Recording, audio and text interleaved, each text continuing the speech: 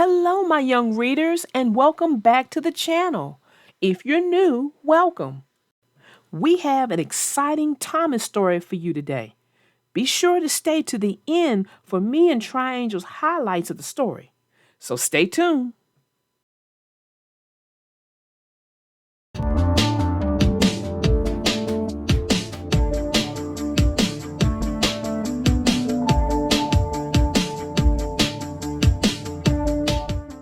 The name of this story is called Thomas and Bruno, and this is part of the All Engines Go series within the Thomas and Friends series. Enjoy!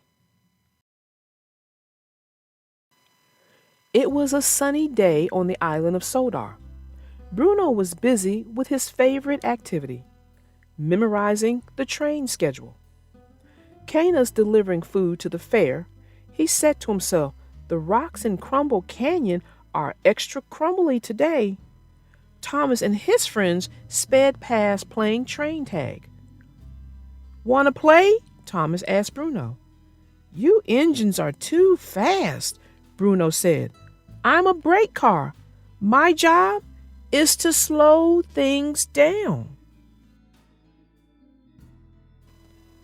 Just then, Gordon rode up in a hurry. "We have an urgent delivery." Bruno remembered the train schedule. "There are no deliveries scheduled right now," he pointed out. "You're right," Gordon replied, "but Vickerstown Lighthouse needs a replacement light before sundown. We need someone strong and fast." Diesel pulled up.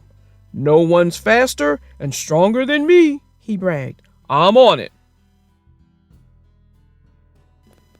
Gordon told Bruno to go with Diesel to keep him safe.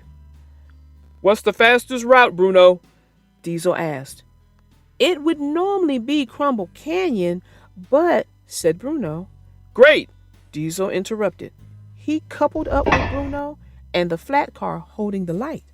Before Bruno could say another word, they were off. Thomas saw that Diesel didn't let Bruno finish what he was saying about Crumble Canyon before they sped away. "Uh-oh," he said, worried. Thomas decided to follow. As Diesel approached the canyon, Bruno finished his warning. "We shouldn't go this way," he said. "There could be avalanches." "I'm not scared of a few falling rocks," Diesel scoffed. "I'm faster." Thomas followed Diesel and Bruno into the canyon. The rumbling sound of Diesel's fast wheels was loosening the rocks above. Diesel tried to speed up, thinking he could outrun the rock slide.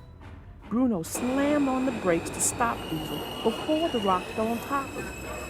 The sound of the screeching brakes was so loud, Bruno put on headphones from his stovepipe to muffle the sound. Bruno and Diesel finally slid to a halt just as the pile of boulders tumbled across the tracks in front of them. "That was close," Diesel said. "Thanks, Bruno." Bruno couldn't hear him with his headphones on. Diesel raised his voice. "Thank you!" he yelled. Thomas caught up to his friends as Diesel's loud voice rang through the canyon. The sound of his yell loosened even more rocks above. Thomas slammed on his brakes as they started to fall.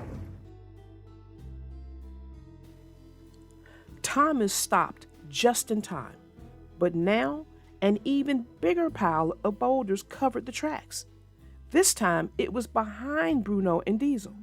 Luckily, they were safe, but they were trapped. "If we're late delivering the lamp, the boats will be late delivering to the docks," Bruno said nervously. Thomas knew Bruno loved talking about the day's deliveries. "Why don't you tell me the schedule?"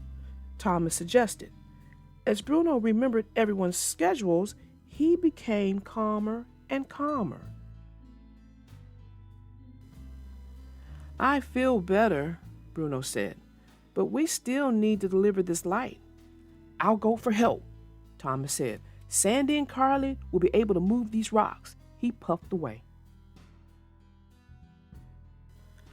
I should have listened to you, Bruno, Diesel admitted. I have to slow down. Maybe I shouldn't have braked, Bruno said.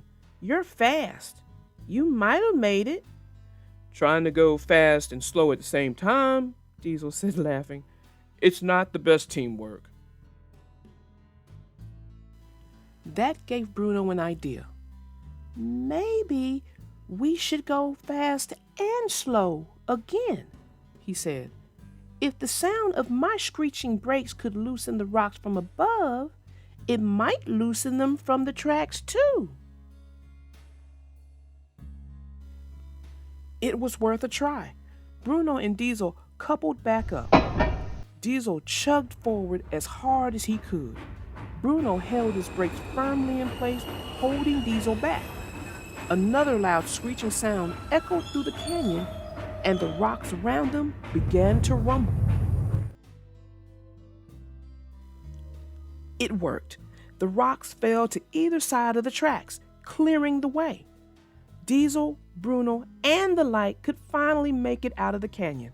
Let's roll, Diesel said. When Thomas returned to the canyon, his friends were already gone. Sandy and Carly got to work clearing away the rest of the rocks.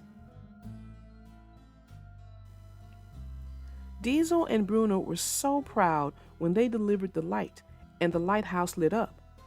Thanks to them, the boats would safely make it to the docks. Soon, the schedule would be back on track. Later that night, Diesel and Bruno met up with their friends.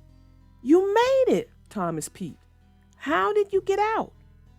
We went fast and slow, Bruno said. Yes, Diesel smiled. We worked well together, and Bruno is great at his job.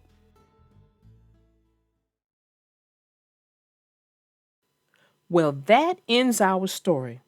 I told you at the beginning it was going to be exciting. You sure did, but you forgot to mention it was also going to be dangerous. Oh, I am so sorry. My young readers, my apologies. I forgot to mention it was also going to be dangerous. So let me reiterate. This story was exciting and dangerous. Exactly what I was saying, because there were moments I literally had to hold my breath. You talking about that part where the rocks all came down and for a moment they might have got crushed? You know it. But the most surprisingly pleasant surprise was Diesel. What's up with that? This is the first story I have ever had where he was that nice. I haven't either. This is the first story that I can actually like Diesel.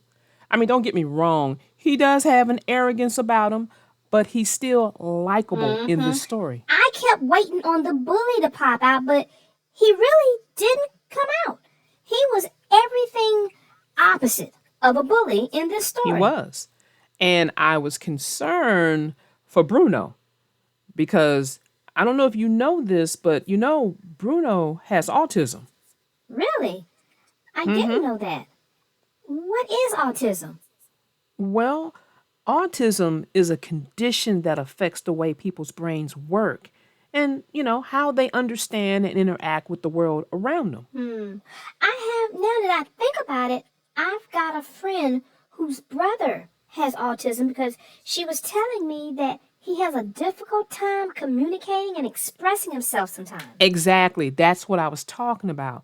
And see, the thing is with Bruno that they figured it out on Sodar, on the island of Sodar, is that for him, schedules, he can focus on schedules and it calms him. And see, Thomas, who would appear to be a support for him, knew this about him and was able to calm him down by getting him to think about the schedules. Well, my friend was telling me about her brother that he would get overwhelmed really easy when things just kind of go out of the norm for him. And see, that's what happened to Bruno when both he and Diesel were trying to, he was doing the stopping and Diesel was doing the speeding up. And that noise, it overwhelmed him. That's why he had to make those headphones out of that smoke.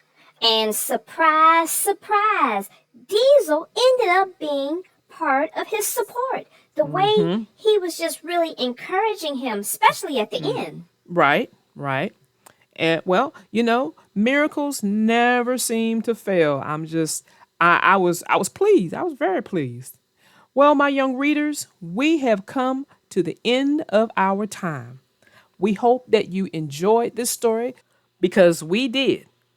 Well, my young readers, I am your little darling narrator with, Try Angel. and we will see you all on the next episode.